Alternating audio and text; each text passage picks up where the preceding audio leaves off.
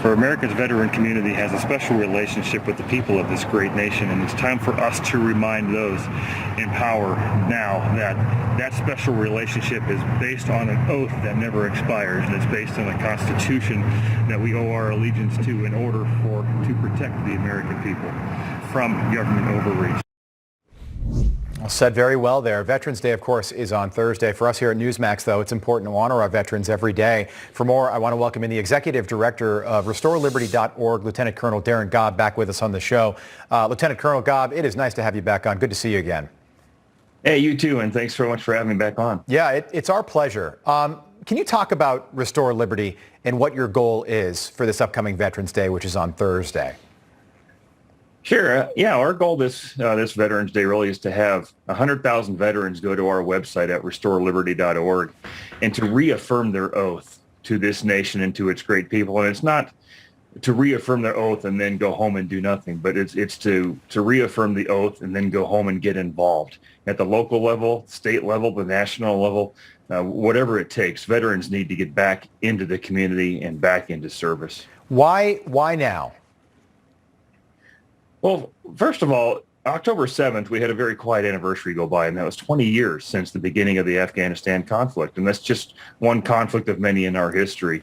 And with what is going on in our country right now, our nation needs leadership from the front, and veterans and the community that we come from have that unique relationship with the people, and they're looking to us for leadership, and this is just one way that we can do it. Yeah. And affirming the oath is critical to that point. I look, General, at two numbers that are trending in the wrong direction in a big way right now. You, of course, are acutely aware of these numbers, but suicide rates in the military up nearly 50% over the last 5 years. Morale is at an all-time low right now. We're talking, you got to go back to the 1970s, post-Vietnam, to see morale this low. Why do you think that is, and what can we do to turn this trend around?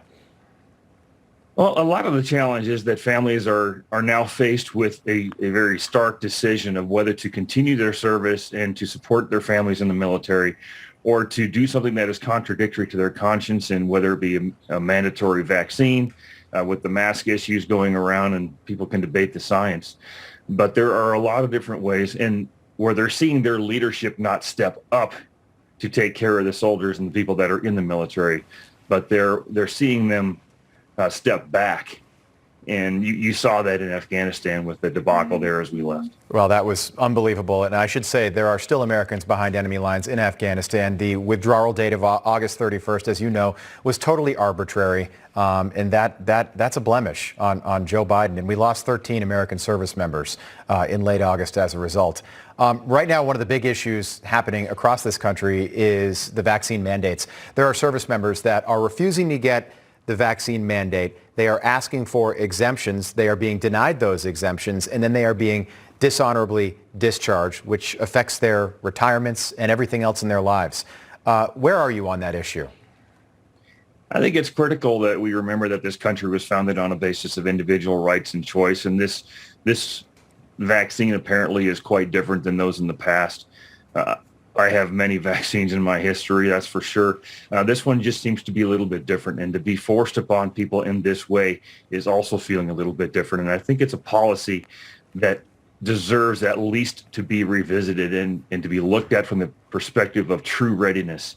Because as these soldiers, sailors, and airmen make the decision, in many cases, to leave the military, we're actually harming our readiness to fight our nation's enemies around the globe. Yeah. We're not helping it. Yeah, absolutely. It makes perfect sense. We're letting qualified, skilled, well-trained people go for a reason that there's no legal reason to do this. Not yet. Let's let the courts decide that.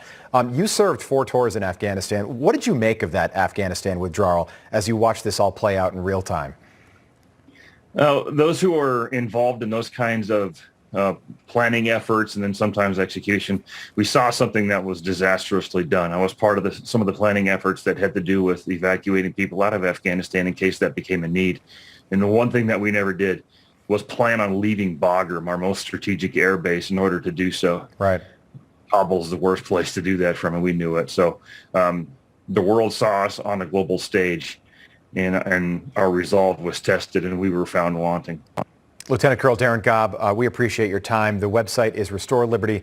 Org. We support what you're doing, and thank you so much for joining us on this Tuesday morning. Thank you. Thank you.